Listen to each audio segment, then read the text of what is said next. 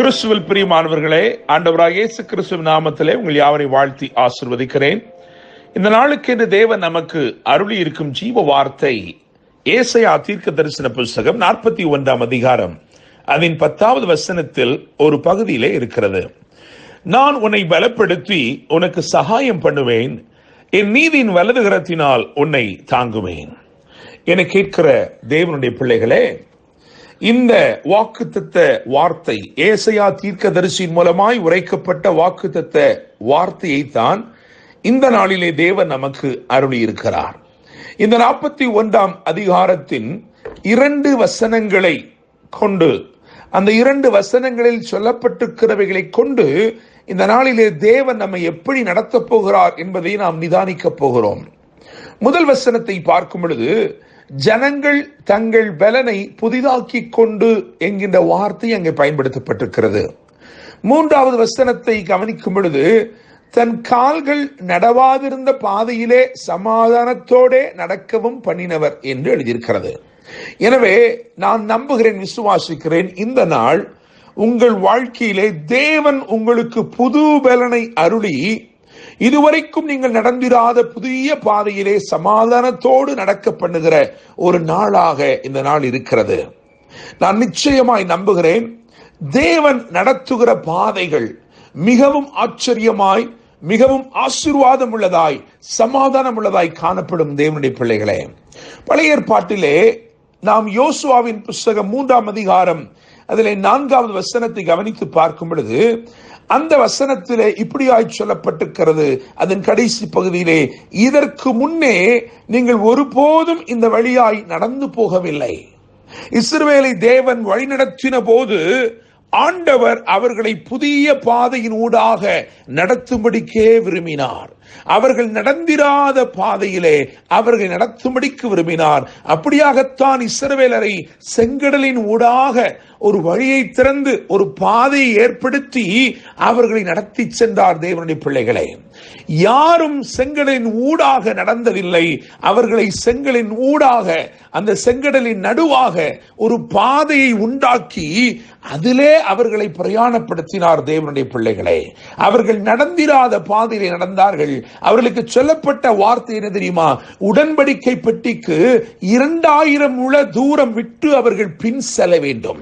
அவர்களுக்கும் அந்த உடன்படிக்கை பெட்டிக்கும் 2000 முழ தூரம் இருக்க வேண்டும் என்று ஆண்டவர் சொன்னார். அப்படியே அவர்கள் செய்தார்கள். அந்த நாட்களிலே உடன்படிக்கை பெட்டி தேவ மகிமைக்கு ஒப்பனையாய் காணப்பட்டது.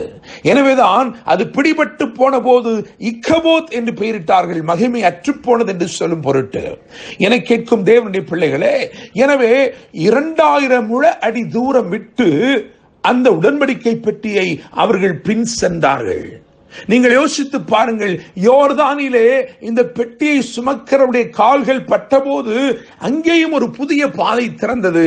ஆனால் 2000 அடி முழம், அதாவது 2000 முழ வித்தியாசம், அந்த அளவு பின்பதாகத்தான் இவர்கள் அந்த அற்புதத்திற்குள் காலடி எடுத்து வைத்தார்கள்.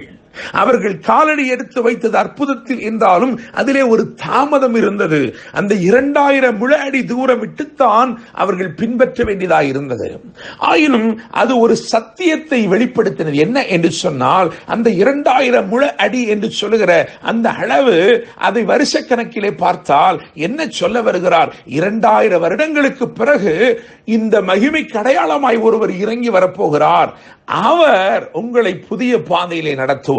அப்படித்தான் ஆண்டவராகிய இயேசு கிறிஸ்து 2000 ஆண்டுகள் கழித்து, அல்லது இன்றிலிருந்து கணக்கு பண்ணி பார்க்கும் பொழுது 2000 ஆண்டுகளுக்கு முன்பதாக இயேசு இந்த பூமியிலே கடந்து வந்தார். அன்றைக்கு இஸ்ரவேலர்கள் அங்கே சொல்லப்பட்டிருக்கிற வசனத்தின்படி, அதாவது பழைய ஏற்பாட்டிலே யோசுவாவின் புஸ்தகம் 3ஆம் அதிகாரம் 4ஆம் வசனத்தை தியானித்தோமே, அந்த நாட்களில் இருந்து 2000 ஆண்டுகள் கழித்து, அல்லது இந்த நாட்களில் இருந்து சுமார் 2000 வருடங்களுக்கு முன்பு ஆண்டவராய் இயேசு கிறிஸ்து மகிமையை சுமந்தவராய் இந்த பூமியிலே இறங்கி வந்தார்.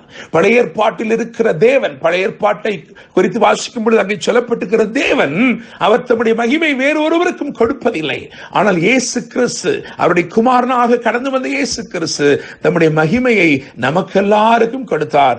யோவான் 17ஆம் அதிகாரத்தில் அப்படியாய் சொல்லப்பட்டிருக்கிறது, பிதாவே நீர் எனக்கு கொடுத்த மகிமையை நான் இவர்களுக்கு கொடுத்தேன் என்று எழுதியிருக்கிறது. ஆண்டவராய் இயேசு கிறிஸ்து புதிய ஏற்பாட்டில் இறங்கி வந்த போது இங்கே அவர் கடலின் நடுவே பாதை திறக்கவில்லை, ஆனால் கடலின் மேலேயே நடக்கும்படி செய்தார். புதிய ஏற்பாட்டில் எழுதியிருக்கிறது மத்தேயு 14ஆம் அதிகாரம் 28 மற்றும் 29 ஆகிய வசனங்களை வாசிக்கும் பொழுது பேதுரு கடலின் மேல் நடந்தான். எனக்கு கேட்கிற தேவனுடைய பிள்ளைகளே, சமுத்திரத்திலே ஒரு பாதை உண்டாக்கித்தான் பழைய ஏற்பாட்டிலே ஜனத்தை நடத்தினார். ஆனால் இங்கே புதிய ஏற்பாட்டிலே சமுத்திரத்துக்கு மேலேயே ஒரு பாதை ஏற்படுத்தி அங்கே பேதுருவை நடத்தினார், புதிய பாதையிலே நடத்தினார். தேவனுடைய பிள்ளைகளே, நான் நம்புகிறேன், விசுவாசிக்கிறேன், இந்த நாள் தேவன் உங்களுக்கு புது பலனை அருளுகிற நாள். இந்த நாள் தேவன் உங்களை புதிய பாதையிலே நடத்துகிற நாள். மார்க் 8:23 கவனித்து பாருங்கள். அவர் அவன் கையை பிடித்துக் கொண்டு அவனை கிராமத்துக்கு வெளியே அழைத்துக் கொண்டு போனார் என்று எழுதியிருக்கிறது.